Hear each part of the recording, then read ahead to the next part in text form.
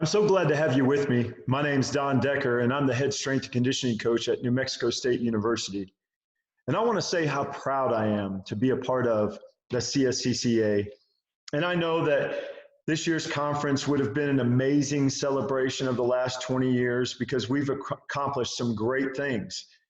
And today, though, I have the opportunity to talk about one of those great accomplishments, and that's the protocols that were published last June.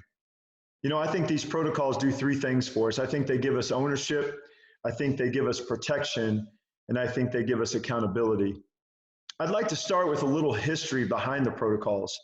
In 2009, I was a part of the NCAA roundtable discussion in Nashville, Tennessee that included football coaches, strength coaches, and some experts in the field of cardiology, sickle cell, and heat. And the focus of the discussion was the health-related issues that were occurring in off-season training. And I opened my portion of the discussion up with the following statements. I said that I knew that we were there to solve problems, find answers, and not to place blame.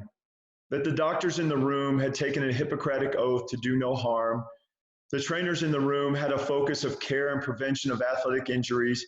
And the strength coaches will always have a prehab and prevention of any negative outcome focus. And that the aim of everyone in the room was to do everything that we could to take care of the most precious thing that we've been given, and that's someone's child. The result of that roundtable was guidelines that made recommendations using words like gradual and monitor. And then 8 years later, March 11, 2017, the CBS article came out entitled The Killing Season that pointed out the 26 non-traumatic deaths that had happened since 2000, the rhabdo cases and the exertional heat illness cases that had occurred, and how they were blaming us. And then 1 year later, in February of 2018, the NCAA chief medical officer issued a set of guidelines recognizing that periods where athletes have undergone significant detraining increase the likelihood of injury occurring from training. And at that point, the CSCCA and the NSCA were challenged by the NCAA to help find more answers. And we responded by giving some very specific and science-based actions to follow. Now, if you'll excuse me for a second as I share my screen and pull up the PowerPoint. The protocols. As I said, they gave us and they give us ownership, protection, and accountability. The 50-30-20-10 rule for conditioning and the FIT rule for weight training. The conditioning rule really helps address two groups of athletes. One is the returning athlete who has experienced a 2-week break or longer or programs under the leadership of a new head sport coach. And the second group is the new athletes or programs beginning under a new head strength and conditioning coach. Having these guidelines in place, guidelines that come from us, sends a powerful message. The protocols are based on science and years of experiential practice. Master strength and conditioning coaches Scott Bennett, Rob Glass, Jennifer Jones, Ken Manny, Scott St. Clair, the board of directors, our CEO, Chuck Stiggins, a team of researchers, and 150 peer-reviewed documents stand behind these protocols and endorse them as best practices. These protocols not only give us science-based actions to take, but they give us power to push back if we're being asked to do too much, too fast, much like the concussion protocols do for the athletic trainers. So with specific actions to take, some power to push back, the only other issue that needed to be addressed was the enforcement. And we've provided an easy way for these protocols to be enforced. I want to provide you here in this slide here with the reference material to the article that I mentioned. You also can find it on the CSCCA website. The title of my talk is Living Inside the Boundaries. Living meaning to be able to function or to operate. You see, when these protocols were first developed, the thought process was that strength and conditioning is not just a science, but it's also an art. And as artists, we want to be able to express ourselves. We don't want to have to paint by numbers. The thought was to give us space to function and operate the way that we thought was best. This room, with its ceilings and its walls and its dimensions, creates boundaries, if you will, creates parameters. And what I want you to think about is that's what these protocols do. They create boundaries and parameters. But as you can see inside this room, there's a lot of space because we wanted to give you the opportunity as strength and conditioning coaches to express yourself. I think that the power behind the protocols is not the protocols themselves, but it's the people, it's us, it's the strength and conditioning coaches, the best and the brightest in the business. That's the power behind the protocols. And I think that this comic kind of helps me point that out. The first sign says, keep out, or enter, I'm a sign, not a cop. And I think what should accompany this comic is this quote that I heard, understand the sign has no brain, use your own. You see, the power behind the protocols is you. The protocols are not the cops. They're not the brains behind the operation. You are. Now, this next slide kind of gives you the thought process of some freedom to run and move. You see, the protocols are just for the first 2 weeks when we're dealing with returning athletes, and the first 4 weeks for new athletes. And then the boundaries and parameters are lifted and removed, and you're free to do what you want to do. Now, the one thing I said that needed to happen with the protocols is that we needed to have the opportunity to and the ability to enforce the protocols. So what this slide shows you is what should be on file with your sport administrator. Your max yardage done in 1 week for every sport, and then every test and the standard of that test for each sport. So your uppermost training volume, as you can see here, you got the sport of football, you have the test, the 110 test, and then the max training volume for 1 week was 5,000 yards. And then you see here the sport of basketball, the test that they do is 22s, and the max volume of yardage is 4,300, and so on and so forth. Then you would also have the test and its standard. If you're potentially doing the 110 test, you're doing 16 of them. The times for the different groups are 15, 17, 19, and the rest in recovery is 45 seconds. And the same with the 22s, and the same with the half gassers. So let's get into how the protocol really works.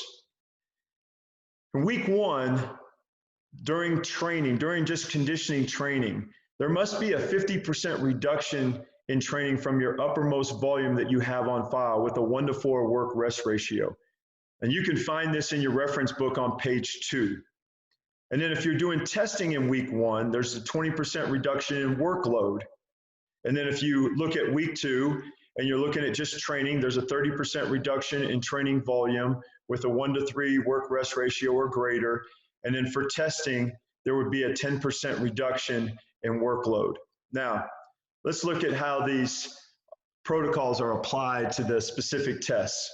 Before I get into these tables and start to explain some of them, I want to make this statement, that the values for these drills and tests on this PowerPoint and in your reference book are based on averages found in research and are for illustration purposes only.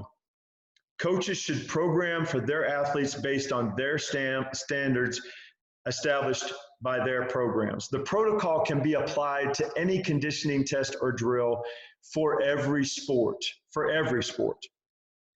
This is where the art of coaching comes into play. You get to choose how you reduce the workload. So let's take a look.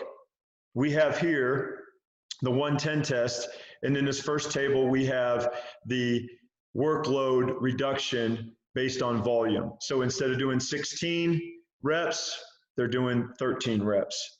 And in week 2, instead of doing 16 reps, they're doing 14 reps. So that's how it will be applied to volume. Then you can see here how it would be applied to intensity. Obviously, when the workload is being reduced, the time that they get to run the 110s increases. So instead of being at 15 seconds, they're at 18 seconds. Instead of 17 seconds, they're at 20 seconds. Instead of 19 seconds, they're at 23 seconds. And then the next table shows you how you would apply the 20% reduction in workload to rest. Instead of given 45 seconds rest, they'd be given 54 seconds rest. And then in week 2, instead of 45, they'd get 50 seconds rest. And then you can see how it's now applied if you break it up and not apply all 20% to either the intensity or the volume or the recovery. If you want to divide that up. So let's look at this table here, the returning athletes for volume and intensity. So if you took 10% of that 20% and applied it to the volume, you'd go from 16 to 14. And then if you applied the other 10% to intensity, instead of 15, 17, 19, you're at 17, 19, 21. And then in week 2, now you're applying a 10% decrease in workload. So if you wanted to split that up between volume and intensity, 5% would be applied to the intensity and 5% would be applied to the volume. So, and then you can see here how it would be applied to volume and recovery, and then intensity to recovery. So I want to finish talking about this table by showing you that there's other illustrations. Number one, here applied, the protocol applied to 22s, because a lot of times people think this protocol is just for football or only applied to football conditioning drills, and it's not. And the other thing that I want to do is I want to quote a portion from the article that was written about these protocols. And it makes this statement: because of the reduction in workload, there is no mandate to change the work-rest ratio for these testing sessions. There's a lot of questions that come up about if you're not applying all 20% or 10% of the workload to the recovery, that now that you're outside of the 1-to-4 work-rest ratio. I want to be very clear here. If you're just doing conditioning with your athletes in week 1 and not following a structured test, then the work-rest ratio must be adhered to of a 1-to-4 work-rest ratio. But if you're running a test or you're using a test for conditioning and you have reduced the workload that test is being administered with by 20%, then you're not mandated to change the work-rest ratio. You are given the freedom to express yourself and take that protocol and apply it how you see fit. Now let's look at the second group of athletes that we talked about, which was the new athletes or programs with a new head strength and conditioning coach. The one thing that I want to be real clear here is that the first day that you test new athletes, the very first day that you test them from a conditioning standpoint, their tests must be reduced by 50%. So what do you mean by that? Whatever test that you have on file for that particular sport, whatever standard is on file, that day 1 testing must be reduced by 50% in terms of volume, and you must apply a 1-to-4 or greater work-rest ratio. And the purpose of this is to establish a baseline. And this is something that has been mandated about this protocol, is that day 1 of conditioning with your new incoming athletes, that you do a baseline testing with a 50% reduction in volume of the test that you have on file with a 1-to-4 work-rest ratio or greater. So let me try to clear something up. Let's look at the difference in testing between a returning athlete and a new athlete. With a new athlete, we just stated that there must be a 50% reduction in volume from the test that you have on file, and there is a mandated 1-to-4 work-rest ratio for that first testing day, or if you do it again in that first week. But for the returning athlete, what happens is there's a 20% reduction in workload that is applied as you see fit. So there's a difference in how you're handling the returning athlete and how you're handling the new athlete. Now, let's continue on with the new athlete protocol. You'll find on page 13 of your reference book, there's several illustrations there that talk about training. Week 1, we just discussed about the 50% reduction of volume and a 1-to-4 work ratio or greater. Week 2, 30% reduction in volume with a 1-to-3 or greater work rest ratio. And then week 3, a 20% reduction in volume and a 20% reduction in the test volume if you're continuing to do that. And in week 4, a 10% reduction. Now in weeks 1 and 2, there's a mandate of the work rest ratio of a 1-to-4 and a 1-to-3. In weeks 3 and 4, you're back to the standard that you have on file or the standard that you apply. Now, let's look at some illustrations. So if you continue to do testing, as I talked about, that you have to do testing day one, but if you continue to do testing throughout the upcoming weeks, at least through the first 4 weeks, then a 30, 20, 10% reduction in volume must be applied respectively. And again, as I said, on week 2, you have to follow that 1-to-3 work-rest ratio or greater. And as we see the 60-yard shuttle test, and if that was the test that you had on file with your sport administrator and 18 reps was the max volume, and week 1, there's a 50% reduction, now you're down to 9 reps. The intensity can stay the same, but then we said that there must be a 1-to-4 work-rest ratio or greater, so that's why the rest time goes from 45 to 48. And then in week 2, there's a 30% reduction, so that would be 13 reps. The time would stay the same. And for this illustration, the rest and recovery would be the same as it is for the standard that you have on file because it's within that 1-to-3 work-rest ratio or greater. And then you can see how it's applied week 3 and then week 4. And then there's another test here, the half gasser test.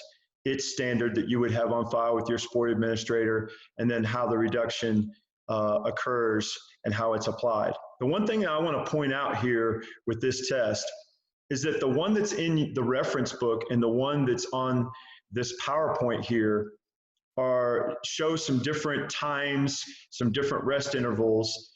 And the reason that I did that is because I wanted you to understand that again, the book is a guide, it's a reference. It may not have your standard in there. It may not even have your test in there. But what I want you to know is that whatever drill, test, or standard that you use for your program, that's what you need to have on file. This book is just a guide, it's just an illustration. Now, let's move on to the FIT rule for weight training. The FIT rule, starting with F, deals with frequency. And it shows you there that there's 3 sessions a week maximum, and in week 2, 4 sessions a week maximum. Now, frequency is addressing the number of training sessions per week for a specific muscle group or movement type. Let me say that again. Frequency is addressing the number of training sessions per week for a specific muscle group or movement type. For example, you could train 5 days a week, but only train the lower half 3 times, so the frequency for lower body is 3. And you could switch it. You could train 5 days a week, but only train the upper half 3 times, so the frequency for the upper half is 3. Now let's move on to the I, or intensity. And intensity is represented by the IRV. It's sets times reps times a percentage of your 1RM as a decimal. And the suggested units for the IRV is somewhere between 11 and 30. That's the recommendations.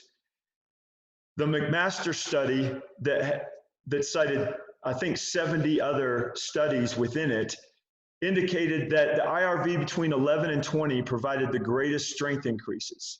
The IRVs between 21 and 30 produced somewhat lower strength increases, and below 11 units may not have been adequate to improve strength at all. So not only is 11 to 30 units safe, but it's the most effective.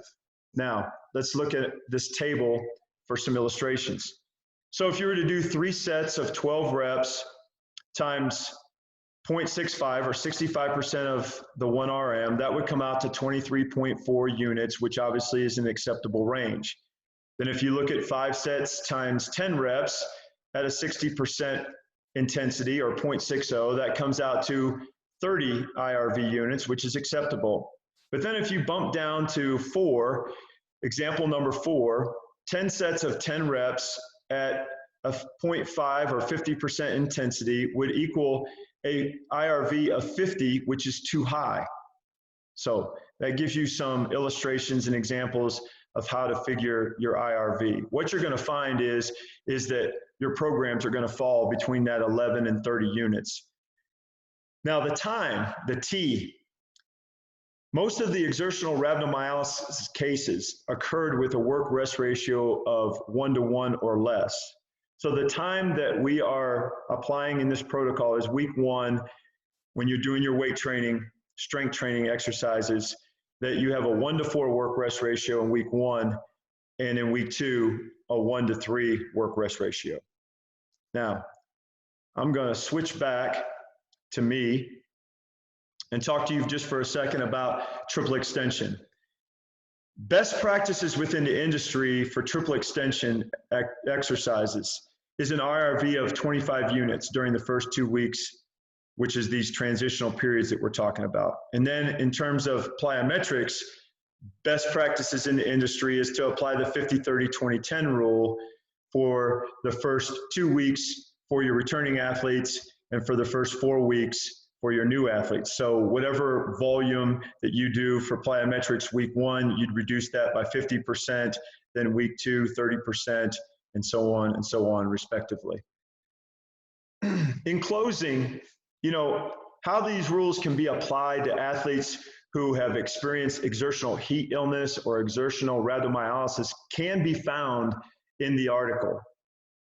These protocols are now best practices in our profession. And not following these best practices is really no different than your surgeon not following best practices while they're performing surgery on you. And if something was to go wrong, at some point your questions would lead you to, why weren't you following the best practices that were available?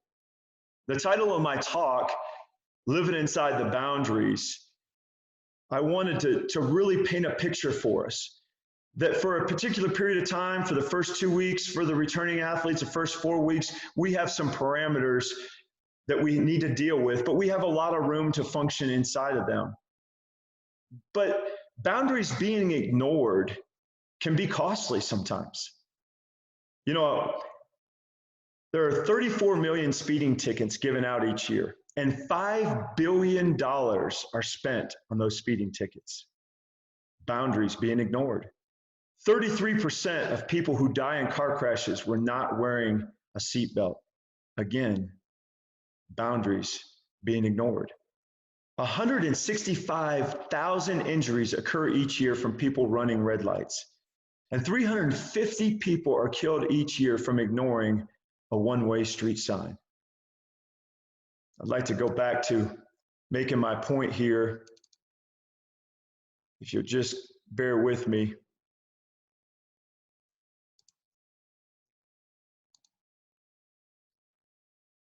These signs, don't place fingers inside rails or cages. Do not go beyond this point. Stop, do not enter. All these signs that we see. This cage that obviously creates a boundary that we don't want to go past. Boundaries can help us make good decisions.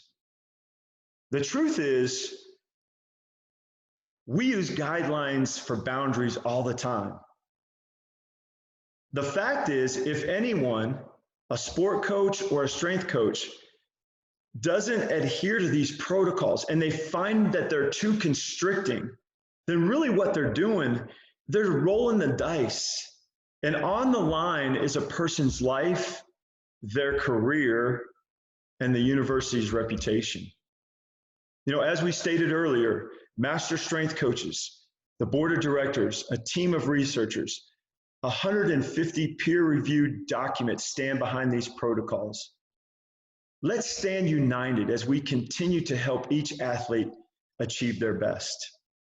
Now, I'd like to give a special thanks to the following people that are on this slide that were a part of my committee that helped me put this protocol together, and then Tony Catarasano and his team of researchers, and then there's not enough that can be said about the leadership and the backing that Chuck and Becky Stiggins give to all of us individually as well as an organization. I'd like to close my talk with some commonly asked questions. Number one, who supports these protocols? They're supported by the fact that they're published as best practices, that the CSCCA stands behind them, the NSCA, and many conference committees. There's a lot of conference committees being put together right now that are trying to figure out the best way to bring our athletes back to campus after this pandemic. There's a lot of people standing in support of what these protocols represent and what they can do for our athletes. The second question, do you have to do a conditioning test with returning athletes? No.